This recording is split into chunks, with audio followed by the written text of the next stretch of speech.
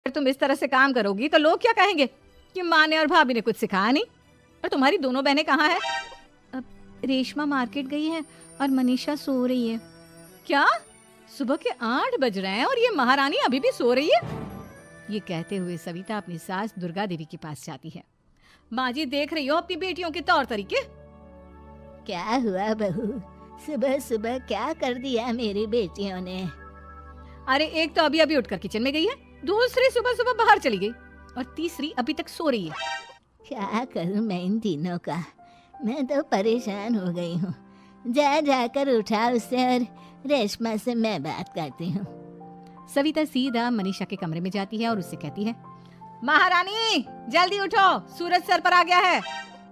भाभी थोड़ी देर और सोने दो ना, मैं रात को लेट सोई थी। वो क्या ना यूनिट टेस्ट चल रहे हैं। शराफत से उठती है या नहीं, या फिर पानी की भरी बाल्टी डालूं तेरे ऊपर?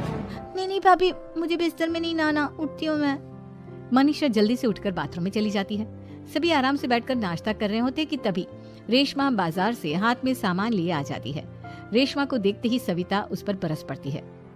लो आ गई महारानी, ऐसा भी क्या सामान लाना था जो सुबह आंख मलते ही बाजार की तरफ रवाना हो गई? भाभी, कल आप ही तो चीख रही थी कि घर का सारा सामान मुझे ही लाना पड़ता है, घर में किसी को भी किसी काम से कोई लेना देना नहीं है। अब मैं बाजार जाकर सामान ले आई तो आपको इस बात से भी तकलीफ हो रही है? देख रही हो माँ जी, अपनी बेटी की जुबान कैंची से भी तेज चलती है। और मयंक, आप तो कुछ कहेंगे नहीं अपनी लाडली बहन को? रेशमा, अपनी भाभी से ऐसे बात नहीं करते, चलो माफी मांगो। भैया मैं क्यों माफी मांगू? आप भाभी से बोलिए ना कि हम पर कम हुक्म चलाया करे। हम इस घर की बेटियां हैं और आपकी पत्नी की ननद है, नौकरानी नहीं। लो कर लो बात, इनकी भलाई के लिए कुछ भी बोलो तो इन्हें बुरा लग जाता है। इस घर में यही इज्जत है मेरी। देख लो माँ जी, आपकी बेटी किस लहजे में मुझसे बात कर रही है। सविता वहाँ से चली जाती है।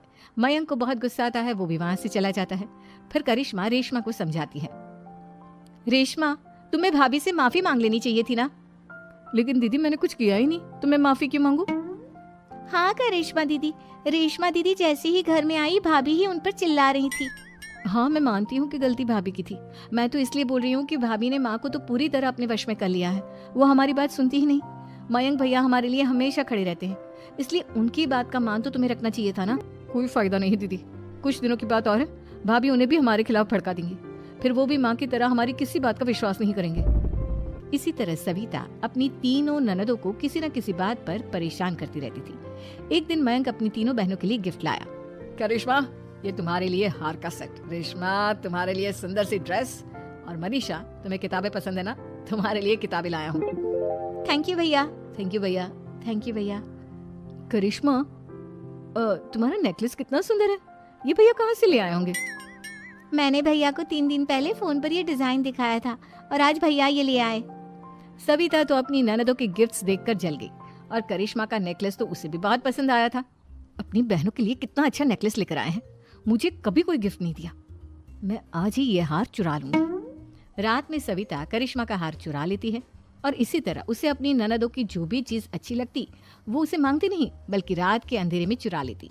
इसी तरह दिन बीतते गए और सविता ने मयंक के दिल में भी उसकी बहनों के लिए नफरत पैदा कर दी। एक दिन मयंक ने करिश्मा और रेशमा के लिए रिश्ता देखा और ये बात उसने घर में सबको बताई। माँ, करिश्मा और रेशमा के लिए बहुत अच्छा रिश्ता आया है, वो लोग कल इन्हें देखने आ रहे हैं, आप और सविता मिलकर सारी तैयारी कर लेना। ये सुनकर करिश्मा और रेशमा खुश हो जाती हैं, लेकिन सविता सोचती है, अगर इन दोनों बहनों की शादी हो गई तो घर और बाहर का काम कौन करेगा? मनीषा तो 1 नंबर की कामचोर है, उससे तो किसी बात की उम्मीद लगाना ही बेकार है। मुझे इस शादी को रोकना होगा। अगले दिन सभी लड़के वालों के स्वागत की तैयारी करने में लगे होते हैं। तभी मयंक अपनी बहनों से आकर कहता है, तैयार हो गई तुम दोनों? देखो दोनों लड़के बहुत अच्छे हैं, मैं कोई कसर नहीं छोड़ना चाहता, इसलिए तुम उनके सामने अच्छे से बिहेव करना और अपनी भाभी से लड़ने मत लग जाना। करिश्मा, तुम वो नेकलेस पहन लो ना जो मैं तुम्हारे लिए लाया था। भैया मैं बहुत देर से वो नेकलेस ढूंढ रही हूँ, लेकिन मुझे मिल ही नहीं रहा। क्या तुमने नेकलेस खो दिया? तुम्हें पता भी है वो कितना महंगा था, तुम कोई काम ढंग से नहीं कर सकती। मयंक गुस्से में वहां से चला जाता है। थोड़ी देर बाद लड़के वाले भी आ जाते हैं। वो दोनों बहनों को पसंद कर लेते हैं और रिश्ता पक्का हो जाता है। लेकिन सविता के दिमाग में तो कुछ और ही खिचड़ी पक रही थी।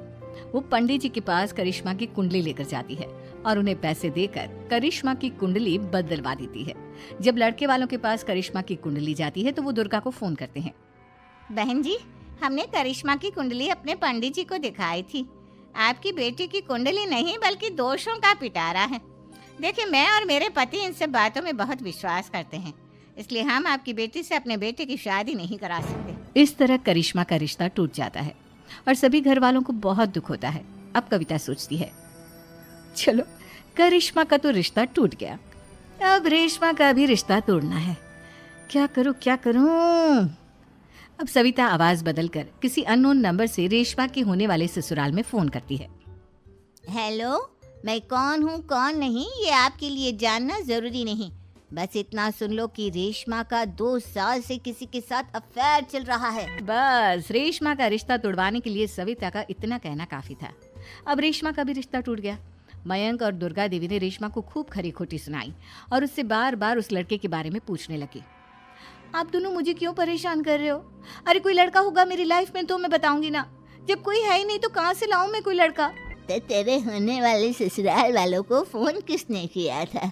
माँ, मैं नहीं जानती किसने फोन किया था, मैं सच कह रही हूँ। मैं तो पहले ही कह रही थी इसकी लगाम खींच कर रखो, लेकिन मेरी सुनता ही कौन है। आप चुप रहिए भाभी, ये सब आपका ही किया धरा है।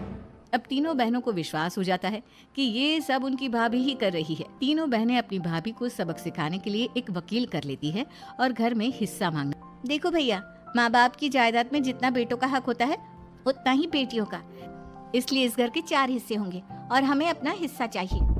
मैंने तुम्हारे लिए क्या क्या नहीं किया और तुम इस घर में हिस्सा मांग रही हो? भैया, आप और माँ हम बहनों की कोई बात नहीं सुनते हो और भाभी हमारी शादी नहीं होने देगी क्योंकि उन्हें लगता है कि आप हमारी शादी में ज्यादा पैसा लगाओगे और उन्हें हम जैसी फ्री की नौकरानी कहाँ मिलेगी।